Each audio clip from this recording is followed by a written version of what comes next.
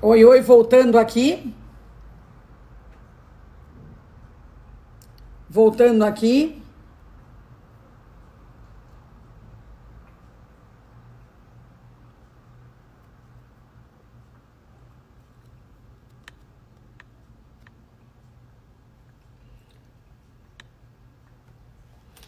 Todo mundo entrando. Acabei de ver Michel Temer aqui. Vamos lá, presidente. Às vezes a internet dá umas. Ainda tá parado para mim. Está parado ainda? Tá, a imagem está congelada. Interessante. No Eu saí nosso e voltei. celular, Eu saí e voltei. no nosso celular aqui, eu estou me movimentando, mas realmente no outro está congelada a imagem, né? É, Não sei o que houve. para todo Olha, mundo aqui, o senhor Sim. está congelado. eu posso tentar desligar o celular, reiniciar o celular. Vou fazer isso, ok? Tá bom, pode fazer Para ver se isso. Desligar de resolve. uma vez e retomar. Restarta, dá Não? uma Tá desligada, dá certo. conta até 10 e depois liga. Pronto. Ok. Roberta, não tem a ver com Wi-Fi, não, porque o som tá ótimo.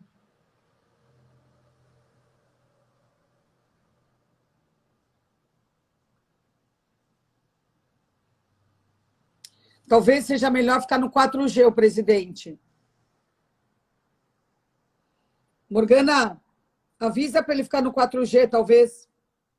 Todo mundo está falando aqui.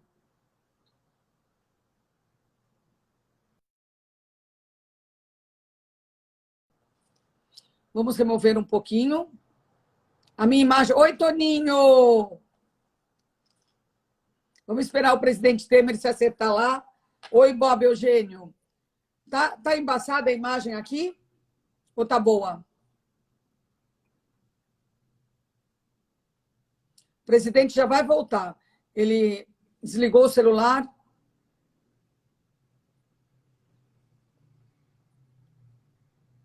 A gente já está com bastante gente. Tá boa a imagem, Guga, obrigada. Paulo Visani, de Portugal.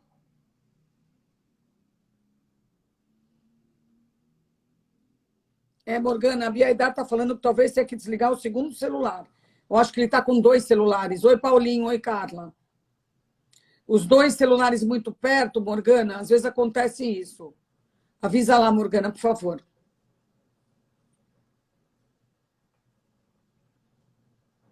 Agora é o verdadeiro volta Temer, né? A gente está esperando o presidente Temer voltar aqui para a nossa live. Aqui.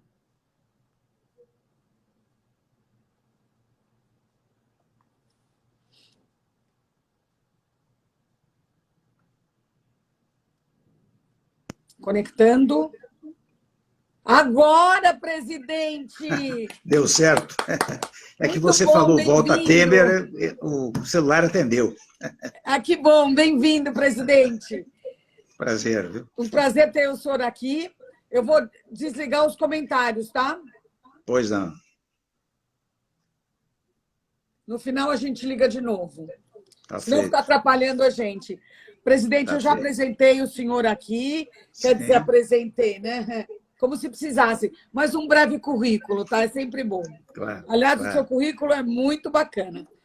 Como Que foi bom. conviver tanto tempo, presidente, com o Fora Temer?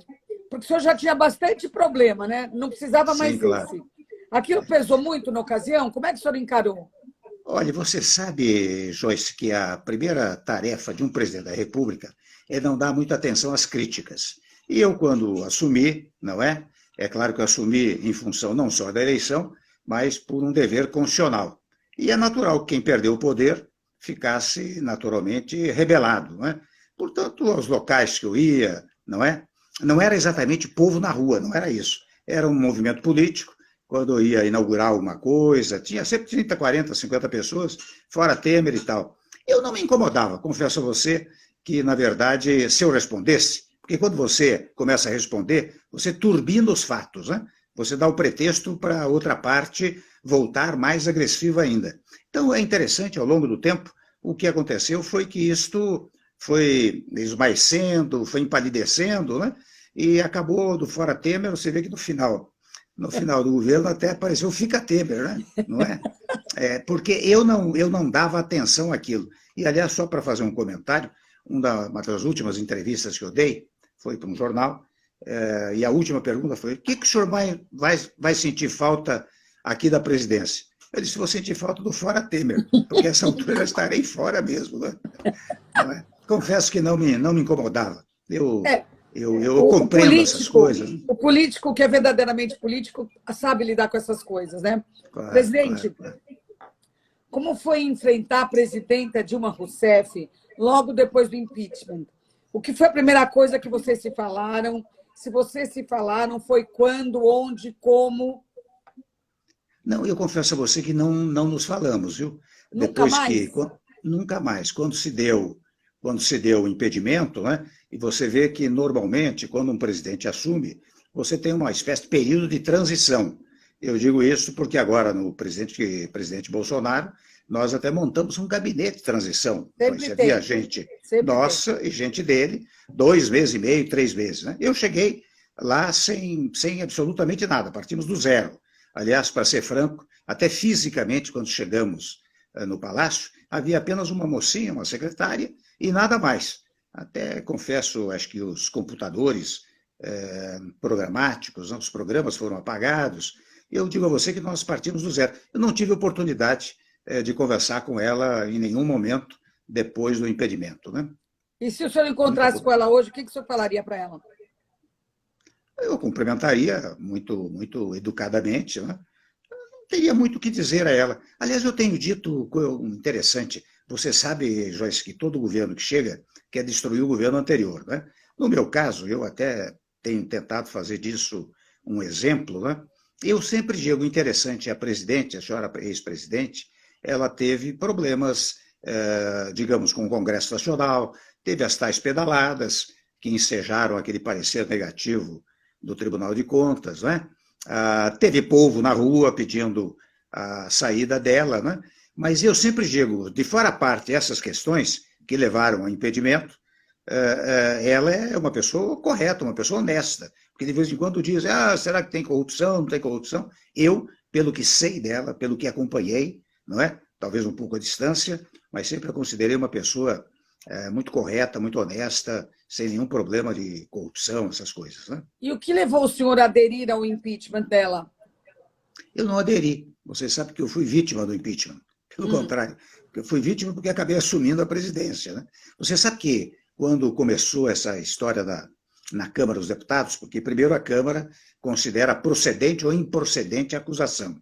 É claro que o vice-presidente é sempre o primeiro suspeito. Então, o que eu fiz foi precisamente vir para São Paulo.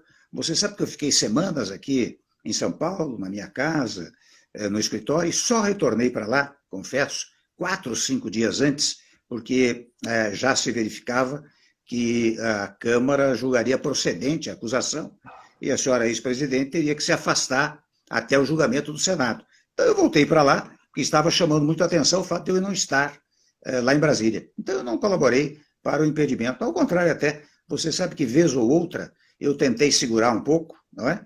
Mas quando tentei segurar, já não era possível. A situação estava, digamos, política dela, né? Lamentavelmente, estava muito deteriorada e, portanto, não havia mais condições de segurar. Como é que o senhor avalia a sua passagem pela presidência? O que o senhor mais acertou, o que o senhor mais errou? E o que o senhor faria diferente? Hoje, olhando para trás, teria alguma coisa que o senhor faria diferente?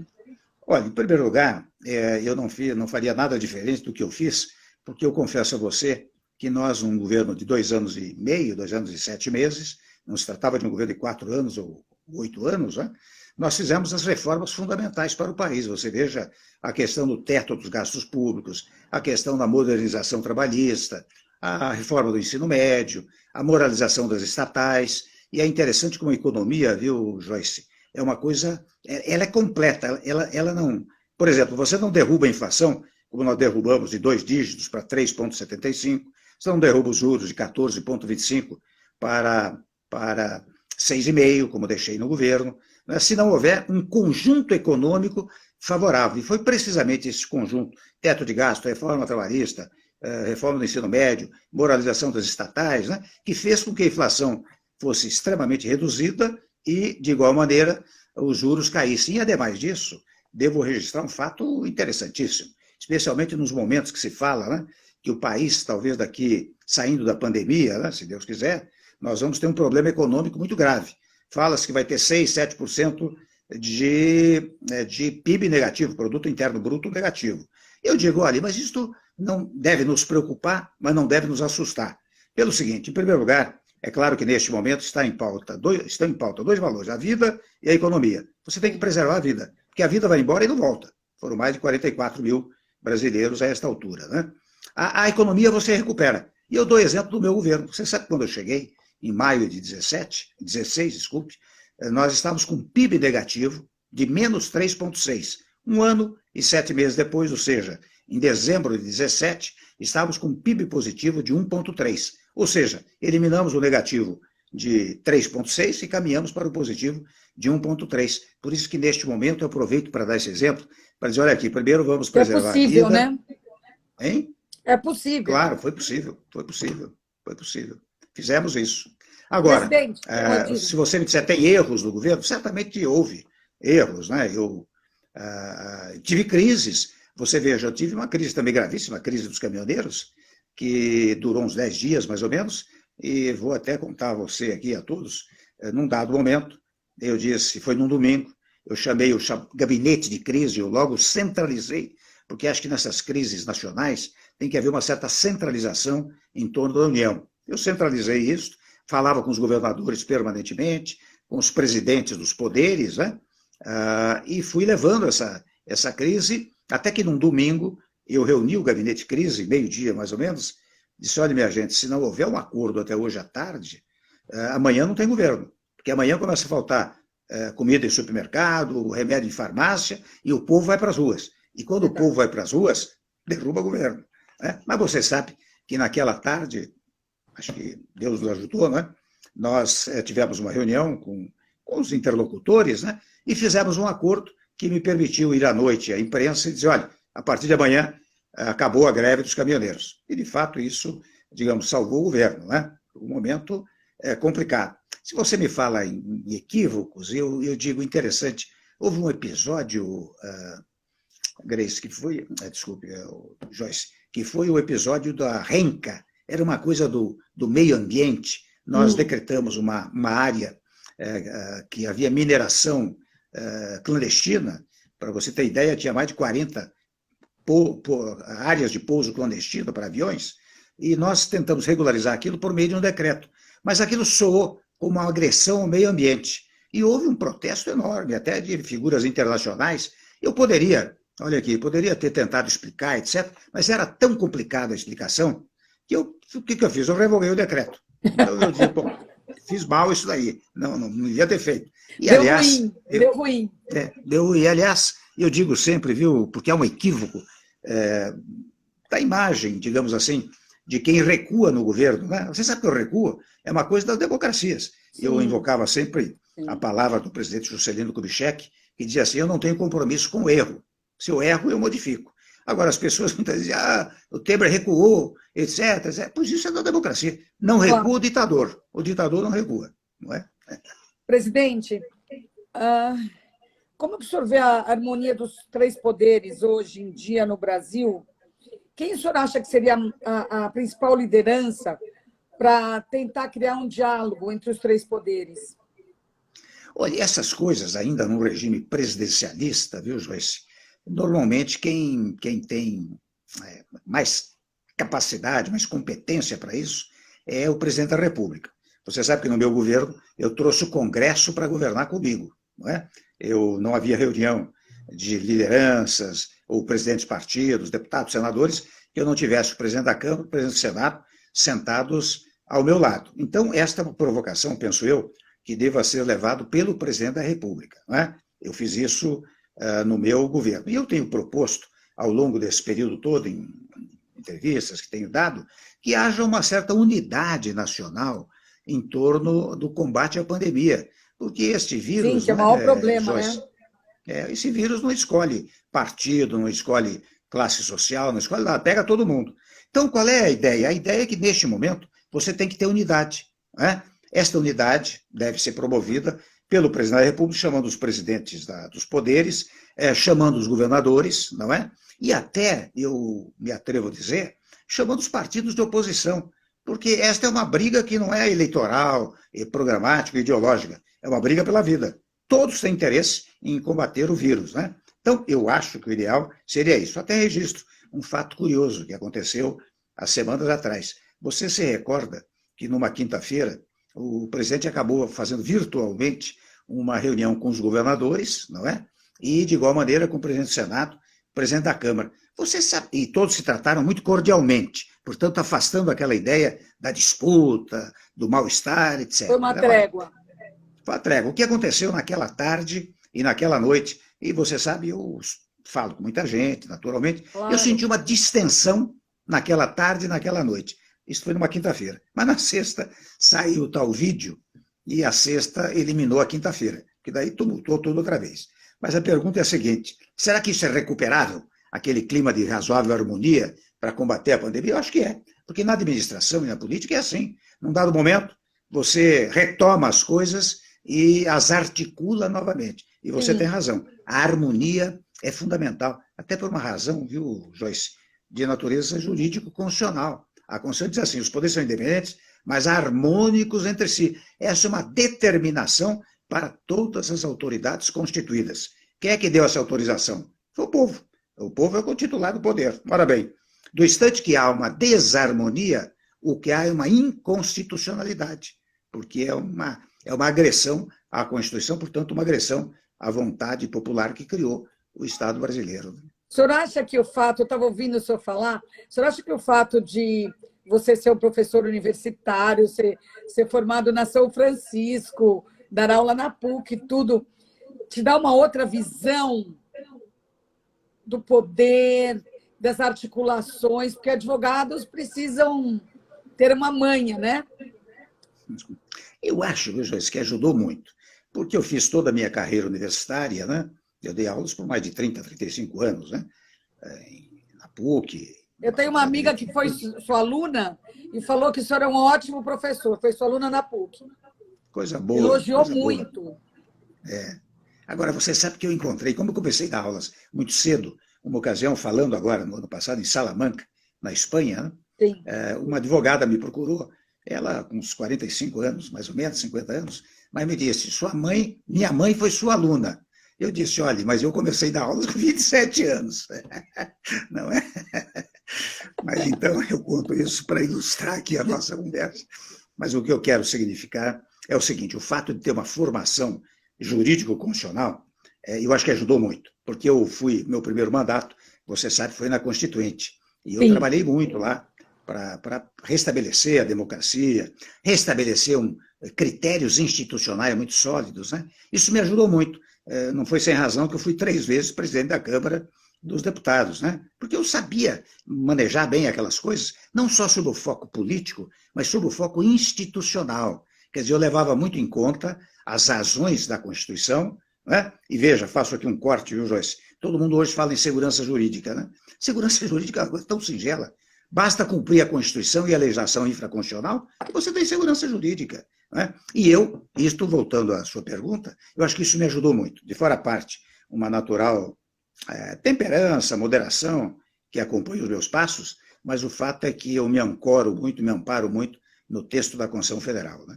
Isso acho que ajudou muito. Muito interessante isso. Presidente, é difícil virar ex-presidente? Você sabe que não. Interessante, o primeiro cargo que eu ocupei na minha vida foi de oficial de gabinete do professor Ataliba Nogueira, em 1964, né? Secretaria de Educação.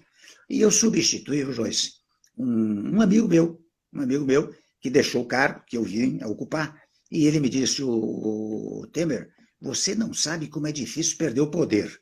Sabe o que era perder o poder naquela época? Era um Volkzinho que ia te buscar às 8h30 da manhã e te levava às 8 horas da noite para casa. Isso era o poder. Mas não sei por quê, eu fixei isso na minha cabeça. Eu falei, você está preparado para perder o poder em todo instante.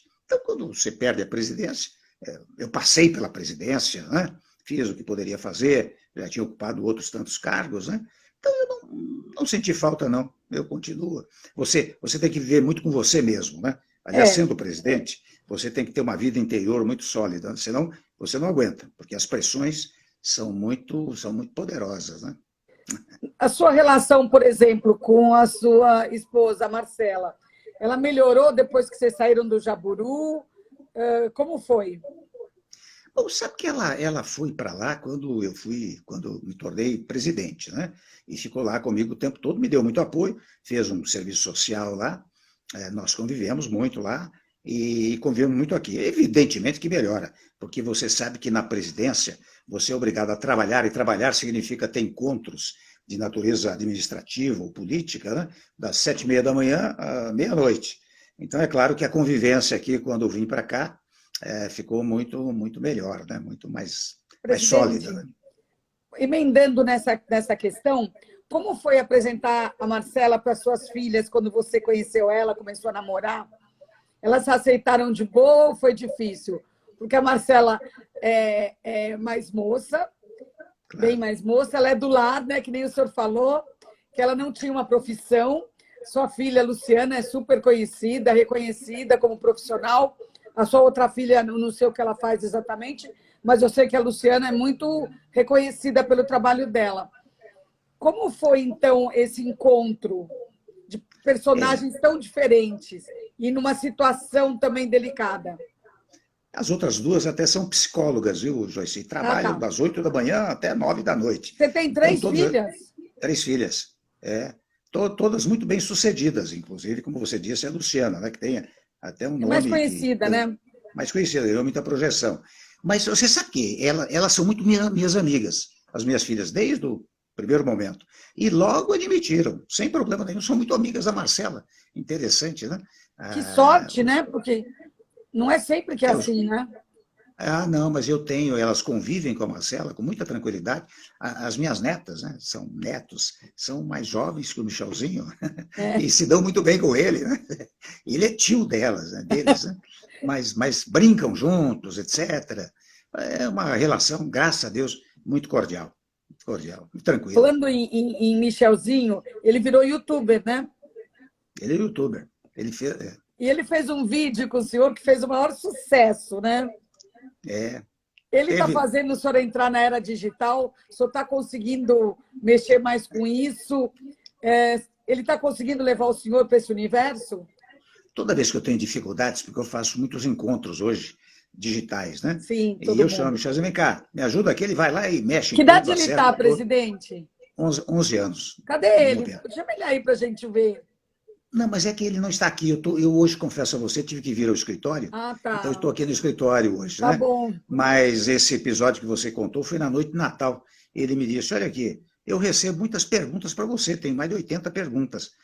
Você não quer me dar uma entrevista? Eu disse, olha, selecione 10 perguntas aí. Ele selecionou, fez as perguntas, 9 horas da noite. Quando foi 10 horas, Joyce, ele me falou, olha, já tem 15 mil visualizações. Acho que vai chegar a mais de 30. No dia seguinte, tinha 1.200.000 visualizações. Ele ficou felicíssimo. Ele já pode ser duas coisas. Ele pode ser youtuber e pode ser jornalista. Também, é verdade. Não é? É verdade. Do que o senhor não sente a menor saudades da presidência? O que é o mais estressante? Olha, se me permite uma expressão livre, das chateações de pessoas que quiseram me derrubar. Não é? Você sabe, você acompanhou, houve um movimento muito grande para que eu fosse ou empichado, ou renunciasse. Não é? Houve um trabalho muito consistente. E esses trabalhos são trabalhos muito bem organizados, não é uma coisa que aparece do nada, não. Quando acontece alguma coisa, é porque há um planejamento. Então, isto eu realmente, graças a Deus, está colocado de lado, né? já não me alcança mais. E isto me desagradou muito naquele momento, porque atingiu muito, né, Joyce, o plano moral. Eu tenho 60 e tantos anos de trabalho árduo, né, como advogado, como professor, na vida pública, né? E só quando cheguei à presidência, interessante, quando chegou na presidência, começou um certo martírio sobre o aspecto moral, né? Mas que hoje, graças a Deus, está sendo derrubado, não só politicamente, como judicialmente. Né? A gente vai falar agora um pouco sobre isso. O senhor ocupou algum dos cargos mais significativos desse país, presidência da Câmara, presidência da República, alguns desses cargos ligados ao direito, né? Professor de universidade, tudo. E, recentemente, o senhor estreou num papel de investigado, de acusado. E o que o senhor pode falar dessa experiência? Experiência dolorosa, né? Porque ela pega precisamente o ângulo moral, primeiro ponto. Mas o segundo ponto, a velha história, deixa o tempo correr que o tempo conserta, porque a verdade, quando você está ao lado da verdade, a verdade acaba prevalecendo. Né? Você veja, eu tive o episódio daquele rapaz que foi me gravar lá no Jaburu, né? E mandado pelo Procurador-Geral da República. Aquilo foi um jogo interessante, viu, Joyce? Sabe que tem um livro da Raquel Landim, que ela conta que os advogados dessa empresa queriam fazer prevalecer uma delação e, num dado momento, o procurador, isto vem entre aspas, disse, olha aqui, o que vocês trouxeram até agora não vale. Se vocês trouxerem o presidente da República, muda o assunto. E daí é que instrumentaram, aparelharam até um procurador da República para ir para o escritório e fazer assistência a eles, para orientar a gravação, etc, etc, etc. Muito bem. Feita a gravação, inventaram uma frase falsa, uma frase que não existe. É interessante, viu, Joyce? É uma frase que não existe, que um meio de comunicação, solenemente, né, às 8h30 da noite, olha, o presidente foi gravado, e o sujeito disse que estava dando dinheiro para um deputado, e o presidente disse para manter. Eu plantei isso, né? Muito bem. Quando apareceu isso, eu disse, olha, eu tenho certeza que não houve esse tipo de diálogo. E quando veio o áudio, quando se ouviu o áudio, 3, 4 dias depois, verificou-se que a frase não existia. A frase é, eu tenho amizade com fulano, estou de bem com ele. Eu digo, mantenha isso. Não é? Tanto que um jornal aqui, a Folha de São Paulo, havia ido nas águas desta empresa de comunicação, 4 dias depois, publicou uma olha, não é verdade, aquela frase não é verdadeira, a frase é outra. Primeiro ponto. Segundo ponto é que, neste momento, por exemplo, esta tal gravação, que foi tão alardeada e que provocou uma tentativa de que eu caísse do governo, né? Houve uma campanha, eram 10 horas por dia, né? Mas não conseguiram, não conseguiram. E recentemente, um juiz de primeiro grau de Brasília me absolveu sumariamente. Isso significa o seguinte, ele não fez nenhuma instrução, não me ouviu, não ouviu testemunha, não juntou nada. Ele falou, esta gravação é imprestável. E o que o procurador-geral fez foi juntar frases desconexas, com mais de 76 interrupções, para justificar a denúncia. E liquidou o assunto. Né? Então, o tempo vai curando essas coisas. Não, tem processo. Porque o tal procurador, você se lembra que ele dizia assim, eu vou apresentar uma denúncia, se não prevalecer essa denúncia, eu apresento outra. Se não apresentar, eu apresento outra. Ele até fez uma frase que não é natural num procurador-geral da República, né? Enquanto tiver bambu, lá vai flecha. Então ele ficava tirando flechas contra mim. Flechas que, por sinal, lamento dizê-lo, mas voltaram-se contra ele. Né? Voltaram-se contra ele. Então, aqui se faz, aqui se paga. É verdade. Teve um desdobramento ainda, quer dizer, em março, né, de 2019... Não é 2019. Foi 2019. O senhor foi preso num desdobramento da Operação Lava Jato. E como foram esses dias em que o senhor esteve preso? Esse processo está em que situação? E o que o senhor aprendeu? O que o senhor levou desses dias tão... Não é que eu aprendi, eu constatei a absoluta injustiça de certos atos e sobre injusto o ato ilegal que foi praticado, embora alicerçado numa decisão judicial. E até digo a você o seguinte, interessante, eu conto esse episódio, isto já tinha 3 meses, mais ou menos, que eu tinha saído da presidência, os processos estavam correndo, os meus colegas advogados diziam, não se preocupe, que isso vai levar muito tempo ainda, etc. Muito bem.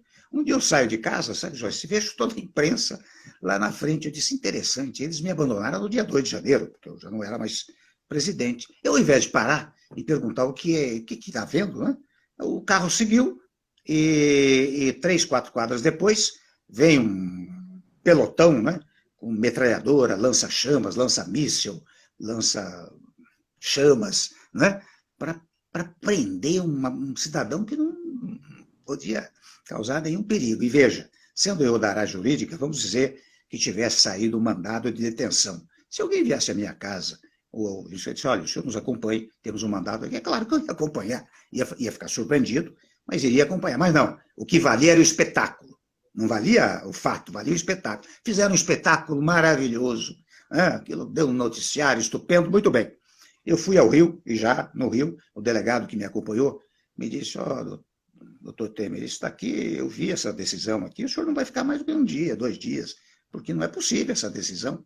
Quando cheguei lá, Joyce, 2 delegados me esperaram, uma coisa curiosa, e foi muito compensador naquele momento, porque um deles me disse, olha, eu vou trazer um livro seu, porque eu sou professor de Direito Constitucional, acho que na Faculdade de Direito de Niterói, e eu adoto seu livro. Né? O outro dizia, eu entrei no concurso com o seu livro. Me trataram com muita delicadeza.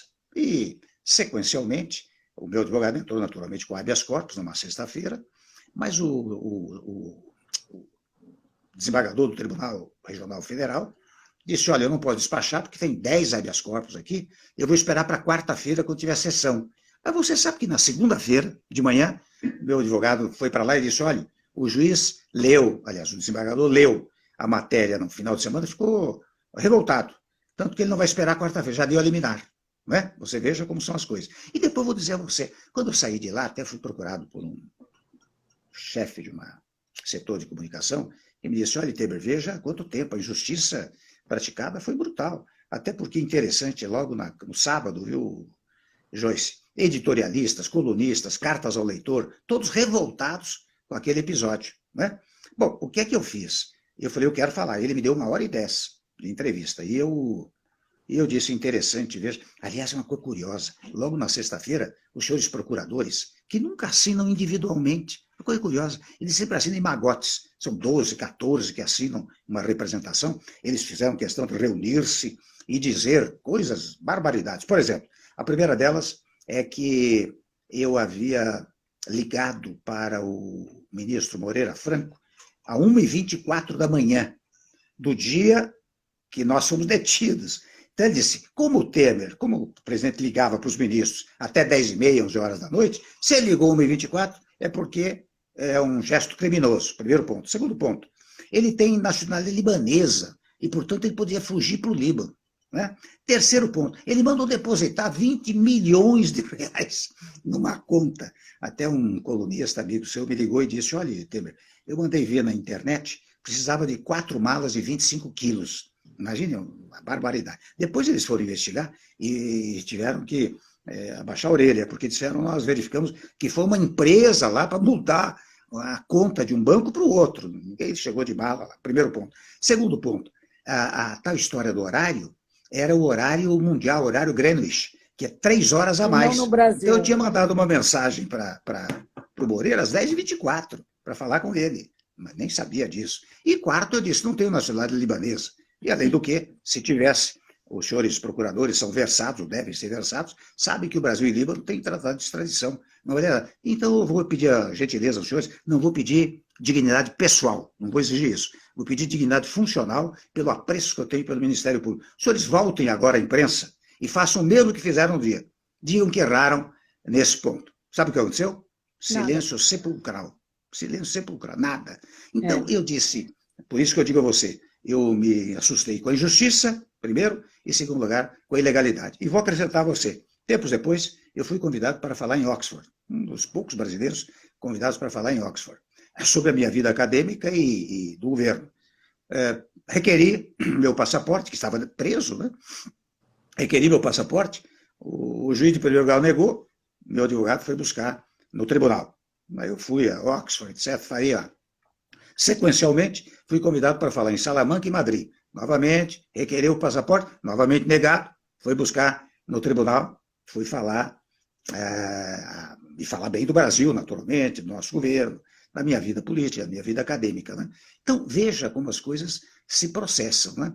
Quer dizer, o sujeito, ao invés de aplicar o direito positivo adequadamente, diz, eu quero ganhar, imagine, Temer é uma cabeça coroada, ex-presidente. Quem não quer, né? Vale a pena fazer esse Presidente, espetáculo. O senhor está há décadas frequentando o poder. O senhor fez amigos na vida pública, amigos de verdade?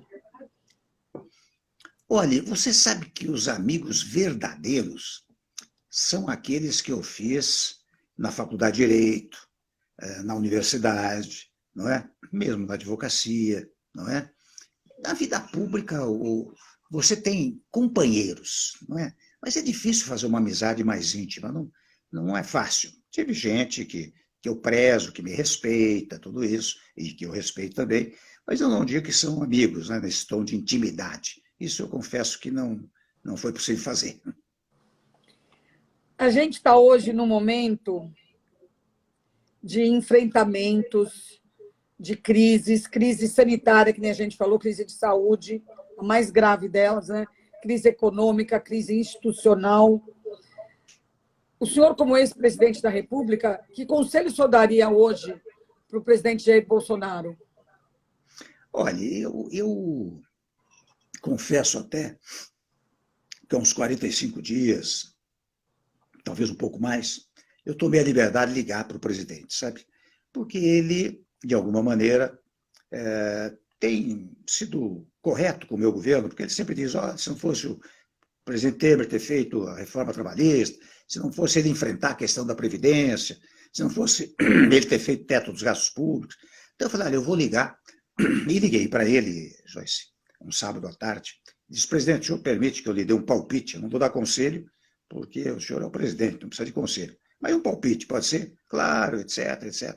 Disse, olha, primeiro ponto, eu acho que você deveria decretar um isolamento social por uns 12 dias, ressalvadas as atividades essenciais, dizendo que daqui a 12 dias vai examinar o assunto, porque este é um assunto revisável a cada 10, 12, 15 dias, para ver onde vai parar essa pandemia, né? E ele até me disse, olha, boa ideia, eu vou fazer isso, etc, etc. Mas no dia seguinte ele foi para aquela feira lá em Taguatinga, Ceilândia, não sei o quê, né? Então, palpite eu dei. E se eu pudesse dar um novo palpite, vou aproveitar o seu programa, eu diria, presidente, chame os governadores virtualmente ainda, chame os presidentes das casas e do Supremo, chame os partidos de situação e oposição e diga, olha aqui, vamos nos dar as mãos, vamos combater juntos isso daqui e depois vamos combater juntos a economia. Vamos deixar a briga para a época eleitoral. Vai ter eleição municipal daqui a pouco, vai ter 2022, vamos deixar isso para depois. Se eu pudesse dar um conselho, um palpite, eu daria isso. Qual foi o grande legado que o senhor se orgulha de ter deixado? Reformas, viu, Joyce? Você sabe que o teto de gastos públicos é algo que ninguém quer saber, porque o que mais o presidente da República quer é ter dinheiro para gastar, e gastar à vontade. Aconteça o que acontecer. A responsabilidade fiscal é que exige um teto para os gastos públicos, por um fundamento trivial. Se você pessoalmente ganha 2 mil por mês e gasta 4, no fim do ano você tem problema. Se o Estado brasileiro arrecada 100 e gasta 200, vai tendo um problema de aumento da dívida pública, aumento dos juros, etc. Fiz esse teto com apoio do Congresso Nacional, né? Fiz a reforma trabalhista, fiz a reforma do ensino médio, preservei o meio ambiente. Você sabe o que eu fiz, Joyce? A maior reserva marinha que o mundo conhece, né?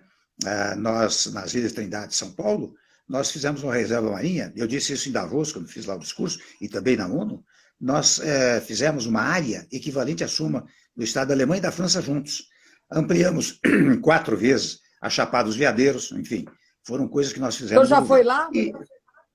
Perdão, na Chapada dos Veadeiros? Já fui. Nossa, é um dos lugares mais incríveis do Brasil. É maravilhoso, né? Maravilhoso.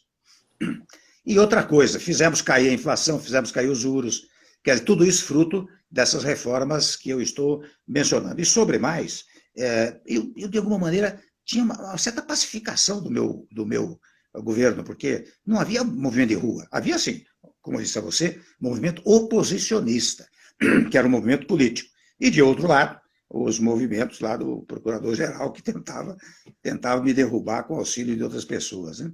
Mas fora daí houve uma certa tranquilidade. Eu acho, por aquilo que você disse, a formação jurídico-constitucional, democrática, né? Aquilo me ajudava a dizer palavras, digamos assim, que não turbinassem os eventos. Ao contrário, mas que amenizasse os eventos. Incensasse, não colocasse Isso. fogo. Claro, claro. O senhor já se aposentou da política ou vai voltar? Não, já fiz tudo, né? Já ocupei todos os cargos possíveis, né? Já fui presidente da República. Eu acho que agora é hora para os que vêm vindo aí, né? Os que vêm vindo aí. O senhor ainda se dá com Eduardo Cunha, Moreira Franco, Eliseu Padilha? Essa turma que chegou para o senhor no poder? Não, com o Moreira e com o Padilha eu me dou. Me dou com o Moreira. O Eduardo está afastado há muito tempo, né? Ele teve Está preso, uma presença... né, Washington? Preso. Ele teve uma presença muito forte no Congresso Nacional, se elegeu presidente da Câmara, né? E até devo reconhecer, você sabe que eu era vice-presidente, e muitas vezes o governo me pedia para falar com ele, para solucionar este ou aquele problema. Eu falava com ele e ele compreendia, ele colaborava na ocasião, né? Colaborava, não negava auxílio ao governo, né? Presidente, a gente está chegando no final e o que o senhor tem a dizer sobre os memes Volta Temer? O senhor sabe que tem essa onda, né? Tem. Muito forte. As pessoas realmente me mandam, eu recebo dezenas, né, É gostoso? de memes. Perdão? É gostoso receber esse Volta É Temer? agradável, não é? Claro que não me entusiasmo ao ponto de, digamos, de me emocionar muito, mas é um reconhecimento do meu governo. E é uma revanche para o senhor? Perdão? É uma revanche para o senhor? Não, eu não diria isso. Eu diria que é um reconhecimento do meu governo. Não é? Um reconhecimento que eu imaginei que viria mais adiante, mas que veio logo depois que eu saí do governo. Né? Tempos depois começou esses memes aí, que foram muito amplamente divulgados. Né? É uma compensação. Dizer que eu não fico agradado, eu estaria mentindo. Né? Fico extremamente agradado. Presidente, eu queria primeiro agradecer o senhor ter aceito o meu convite e queria dizer que o seu português é tão educado, o seu jeito de falar, a sua concordância verbal, tudo, as palavras que o senhor escolhe, parabéns, viu? Muito obrigado, Muito Joyce. bom entrevistar o senhor, foi a primeira vez e foi muito bom. Mas eu posso elogiá-la porque os seus escritos também são corretíssimos. Muito obrigada, presidente. Obrigado. Muito obrigada e até bem breve. Até a próxima. Tchau, obrigada. Tchau.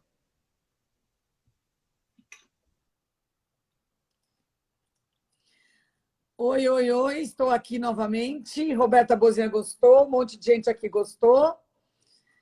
Que homem educado e fala como um advogado. Então, obrigada a todos que estiveram aqui comigo.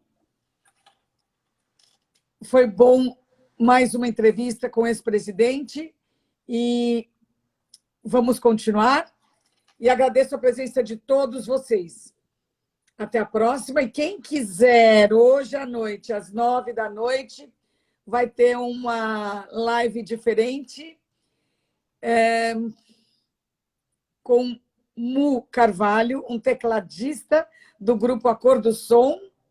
A gente vai conversar sobre música, ele é um super compositor, maior tecladista desse país. Então, vocês estão convidados aqui no meu Instagram, às 21h.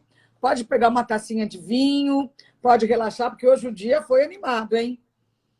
Então, quem quiser, às 9h aqui no meu Instagram, não no do Glamurama, no meu pessoal, tá? Tchau, muito obrigada e até já.